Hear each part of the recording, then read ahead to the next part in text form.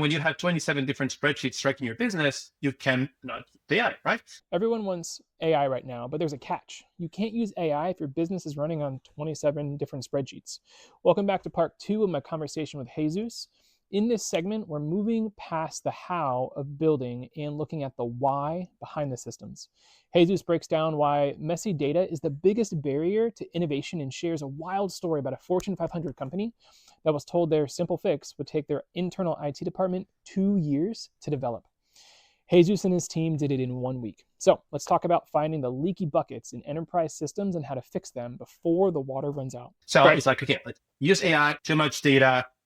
It's a mess. So we're compressing all of that into one source of truth. So from messy spreadsheets or messy systems into a proper system, a proper database. Larger businesses will probably already have an ERP.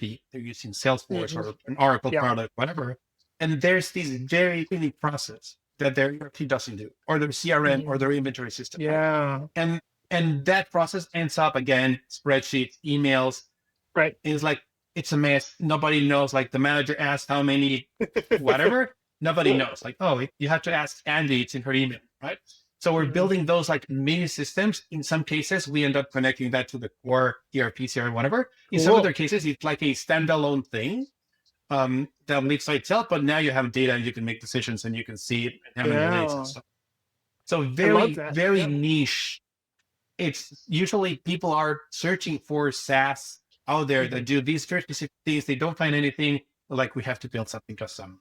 And that's like a very good fit with no-code low-code tools. Right. Yeah. No, I love that. That's been one of the big questions that I've had in this no-code space, even with Zapier and Make.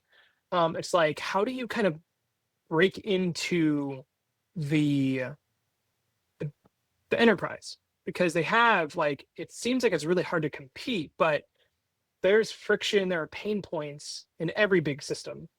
And so I love that you're like the niche, we're gonna solve this for this team, or whole company, but it's like this particular thing that's just not friction. And so I love that. That's there's something there for sure. Yeah, actually, I'm going to give you an example. We worked with a Fortune 500 company a few years ago. We still have them on a very small retainer though, but there was like this, we have an NDA, it's like a scientific company, and they wanted like a very unique product, very simple, that we built in Glide in a couple days. So this guy, the product owner, asked their IT department, you have to think thousands, probably tens of thousands of employees. So this guy asked the IT team, hey guys, I need to build these very small proof of concept for these set of clients, dozens. And the IT team says, sure, give us X amount of money from your budget, from the R&D budget, for R&D, whatever budget, to the IT department. In a couple years, we're going to work on this. So we ended up spending a year getting onboarded as a vendor. They finally pay us the deposit. A week later, they actually. Oh my gosh. It was crazy, right? But that is the level of opportunity, and it's very complicated, obviously, to get into these large enterprises. But that is the level of, that is the things that these product managers, product owners, whoever, managers of large companies are dealing.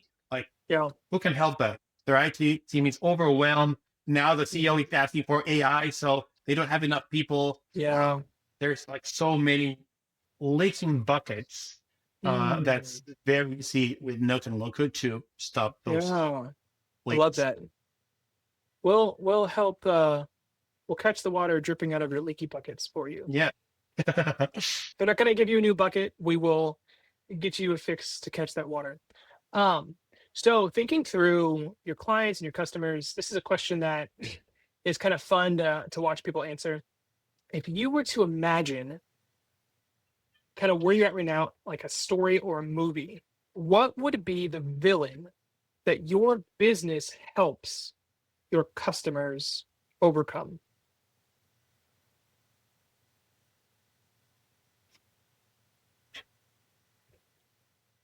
I think typically it's like the status quo, right? Ooh, so, okay. Because things, if you imagine a business investing in technology, they have to have profit, right? Correct. So they're not to go back. So, which means that probably things are working out okay or good or whatever. Yeah. things are okay, right? They're making money, they're probably growing, etc. So they're like, why do we go a different route? We've been doing this Mm, for 2 months, a year, 7 years, 100 years. right. Why change? Why now? Mm, Right? And especially, and it depends who you're working with. If you're speaking yeah. with if your client is the owner of the business, they're proud of what they built. They probably Yes. build their own systems themselves or approve them. So Mm, it's going against their own ooh, ego, at least, right? yeah. But if it's a manager for a larger company, it's like being honest enough with your manager, with your boss, that you Mhm. don't have visibility to a process. So when Mm, you're reaching out to procurement, your manager, whoever, and be like, hey guys, we need to build this HR system to manage how we onboard new employees because yeah. today we don't have the data. And like, dude, it's your job to have the data. It's their job to know whatever, right? So Yeah. they end up a little bit naked in Yeah. terms of I probably should know this and I don't, and that's why we need to invest, right? So Mm, that is a challenge, especially when obviously all of our most of our clients are like inbound, but mhm. when we tried outbound, that is the thing, right? There's not enough pain for Yeah. when you build a solution. You're like, this is a perfect solution for your competitor. We'll reach out. And Yeah. there's not enough pain, or they're like, oh, this looks very nice. Today we Mhm. manage it in spreadsheets. It's good enough. I want to Yeah. change it. So Yeah. Good enough. Yeah. The status quo. The villain is the status quo. I like that a lot. Um, so kind of in that same vein, you mentioned you have 40 or so people on your team. Thinking of the sales side of that. So you have inbound, you've done some outbound. One of the things that I wrestle with as like having a technical background, I love technology and like I can really get quickly excited about the technology and learn all about it. Um, but then when I try to talk to people, especially like my wife, about these cool new things, like it just goes like right over her head. And I'm learning how to kind of help connect. Like I've already emotionally chosen like this is what I want. This is really cool. And then I learn all about it logically. So like help people come across this like emotional bridge to get to the logic.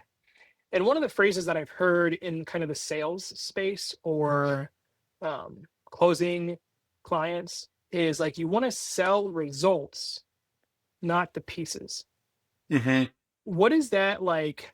I don't know how you maybe experienced that yourself or with your sales teams, like when, because this can be very technical. How do you encourage your team to like sell the result, freedom, the time, the clarity of mind? Like, what are some of the ways you sell results? I think it's all about asking the right questions, right? Mm, So if we're working together, what pain are we solving? Or what pain are mm, you trying to solve today in your business? How does that affect your KPIs? Right? How oh, does that affect your bottom line? Um, at the end, I just think that people tend to oversimplify selling the outcome in terms of, oh yeah, we're gonna save you 27 hours per week. We don't know, right? We have no idea. We hope we save them 27 hours a week per employee, but yeah. at the end, and something that I still do sales, and our sales teams do this as well. We tell the client, we think based on our experience, based on what we've built before, we think that it will be the ROI. We think that we'll save you this much time. But at the end, that's more on you to decide and figure out if you want to do it, if you want to invest in this. We think the biggest ROI or the quickest ROI will be here. Mm, But at the end, they know their business better than we do, yeah. at least at the beginning. Later on, we might end up knowing more about the processes than them. But at least at the beginning, so it's like we think, and sometimes we speak with people, with potential customers, and we're like, we don't think that there's enough ROI building this. Okay. Just based on our conversation, sometimes we're like, dude, you're going to spend whatever, $50,000 to save a couple hours a week from Right. someone who makes $50 an hour. Right. Maybe, I mean, it's great that you want to use technology. It's great that you want to leverage AI, whatever, but Mhm. maybe this is not the first thing we tackle. Yeah. There Yeah. needs to be something else, an easier way to get an ROI quickly, to Yeah. validate ourselves, the product, the technology, the implementation. Yeah. Yeah. No, that makes sense. And I think that's like one of those things that I'm still having to learn in the overcoming of like being so technical. So the villain is in the status quo. I love that framing. It's not just about the tech, it's about the courage to admit that good enough is actually costing you time, data, and growth.